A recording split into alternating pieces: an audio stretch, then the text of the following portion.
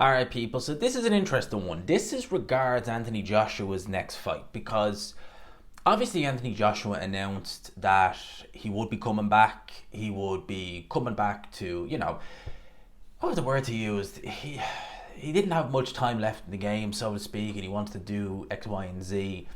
Obviously, he was hinting at Tyson Fury. That's what he wanted. Tyson Fury retired, so you don't know what's going to happen there. But that's not stopped Anthony Joshua from wanting to wanting to come back and fight. Now, he still has the rematch clause, as far as I'm aware, which is ridiculous that he had one in place in the first place. I think he still has the rematch clause in place for Daniel Dubois.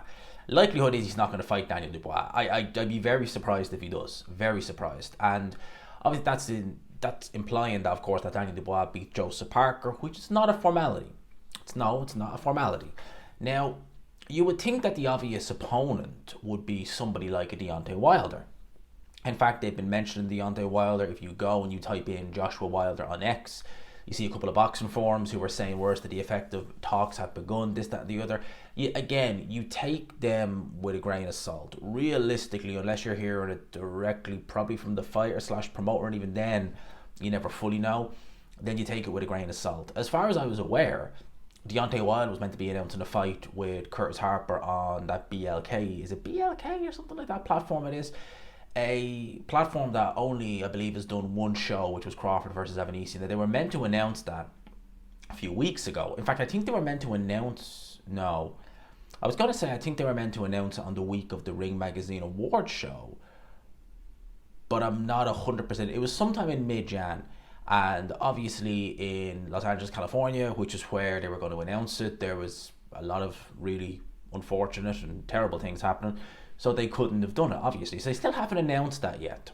So we don't know what the situation is with Deontay Wilder. Ben Shalom, though, earlier this week was hinting that not only was Anthony Joshua likely to fight Bakole next, but that the fight was apparently pretty much a done deal. Well, Eddie Hearn has dismissed that rumour. He has dismissed it. He has said, we have not had one conversation about that fight.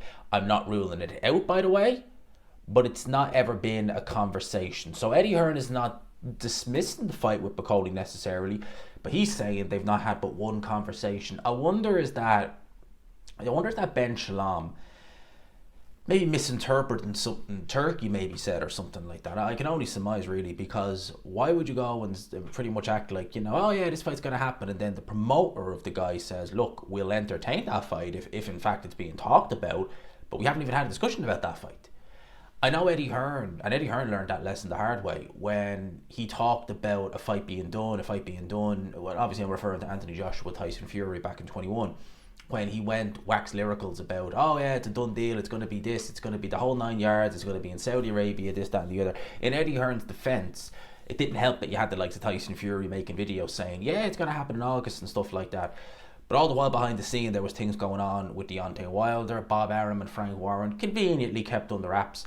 And then we all saw what happened there. I don't want to say it left Eddie Hearn with egg on his face necessarily, but it really hurt.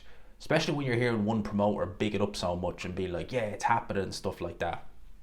I wonder if Ben Shalom has maybe heard something that Turkey said, that maybe Turkey has looked at Africa potentially for Bakole versus Joshua, and he's interpreted that to mean, oh yeah, that's what Turkey wants, it's a done deal, it's inevitable. Maybe that's what it is. At the end of the day, it seems likely that Joshua's next fight, I should really be saying, is either going to be Martin Bakole or it's either going to be Deontay Wilder. It's going to be one or the other, it seems. Because with the way it is now, Tyson Fury, we don't know, he's gone quiet. And, look, with Tyson Fury, I said it with Ade last week and I've said it before, you find it very difficult to believe a man who's said he's retired. Put it like this, when people are making compilations of Tyson Fury announcing his retirement, you kind of know what it's all about. And I reiterate what I said with Ade last week. When Tyson Fury does legit announce that I am done, I am retired, I don't think there'll be any doubt in anyone's mind.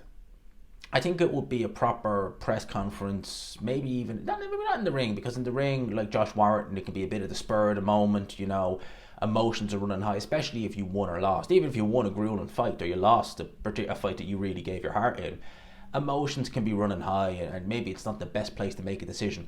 I think with Tyson Fury, when it's a legit, there is no doubt retirement, again, as he'll leave no doubt.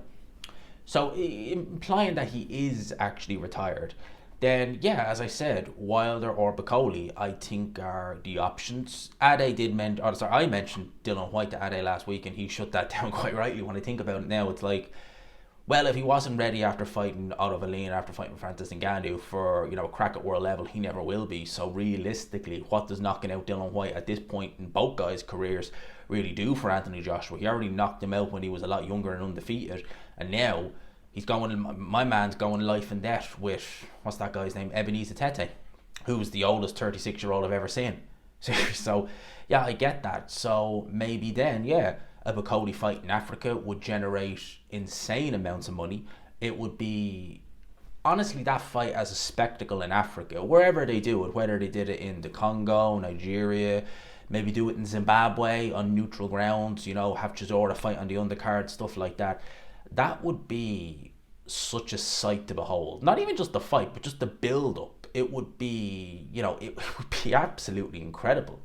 It really, truly would. I'd love to see, like I said, we've seen fights in South Africa still, I mean, the biggest card that we've seen there was probably Lewis versus Rahman 1, 20-odd years ago, 24 years ago nearly. So, it's long overdue. It's long overdue. Certainly, other parts of Africa as well are long overdue a big fight. And I think that would be a great fight. I think that Bakole would knock Anthony Joshua out. I don't see really give Anthony Joshua a sniff of a prayer winning that fight. Against Deontay Wilder, well, where would you do that fight? Would you do it in the States? Would you do it in the UK?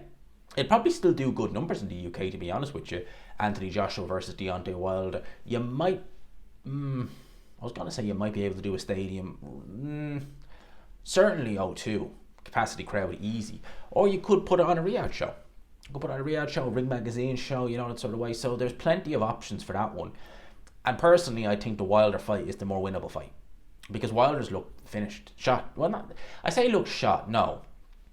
That's the wrong word. Wilder, in terms of how he looks in the ring, in terms of movement, in terms of everything, he doesn't look like an old man. He doesn't look like, a shop-worn fighter in that regard, But the fact that that killer instinct is gone, Deontay Wilder was never, we knew this about Deontay Wilder. Probably one of the best displays he ever did in terms of, boxing per se was against Bermane Stiverne. He had a plodding 6'2", 240-pound man in front of him who looked like he had two left feet. So he made, and that was the first fight, he made Deontay Wilder look like, a decent long-range boxer.